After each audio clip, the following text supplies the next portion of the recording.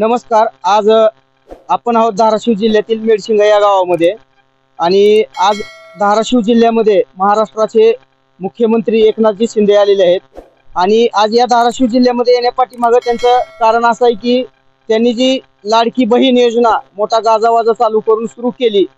खरंच ती लाडकी बहीण योजनेवर धाराशिव जिल्ह्यातील व महाराष्ट्रातील लाडकी बहीण समाधानी आहे का, हे आपण आज या ठिकाणी प्रत्यक्ष या ठिकाणी काम करणाऱ्या बहिणी आहेत त्यांच्याकडूनच जाणून घेऊयात. नमस्कार, तुमचं नाव सांगा. सुधामती भुजंगाव सर, गाव मेडशिंगा, तालुका जिल्हा राहणार उस्मानाबाद.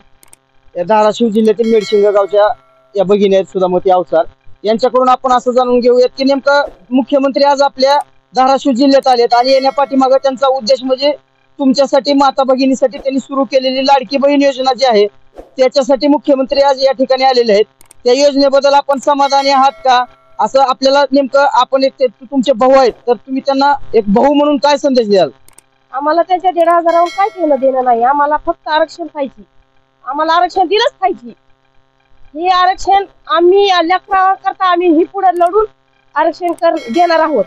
की आम्हाला म्हणजे तुम्हाला त्यांनी 1,500 रुपये दिले त्याच्यावर तुम्ही पूर्ण समाधानी नाही? आम्हाला समाधानी नाही. आम्हाला फक्त आरक्षण पाहिजे. म्हणजे त्या 1,500 पेक्षा तुम्हाला आरक्षण महत्वाचं वाटतंय का? आरक्षण महत्वाचं आहे आम्हाला. आम्हाला 1,500 घेणं देणं काही नाही. आम्हाला फक्त आरक्षण पाहिजे. आमच्या लेकरा बाळा करता आम्हाला ही पुढे आरक्षण देणं महत्वाचं आहे. आज या ठिकाणी आपल्याला स्पष्ट दिसून येत आहे की या ठिकाणी कांदा लागवड चालू आहे आणि कांदा लावत असताना सुद्धा या माता भगिनी आज या ठिकाणी खंबीरपणे हे मराठा आरक्षणासाठीच लढणार आहेत असं यांच्या बोलण्यावरून स्पष्ट दिसतंय. कॅमेरामन शहाजी आगळेसह मी मनोज जाधव, सत्यमय जेते न्यूज, धाराशिव.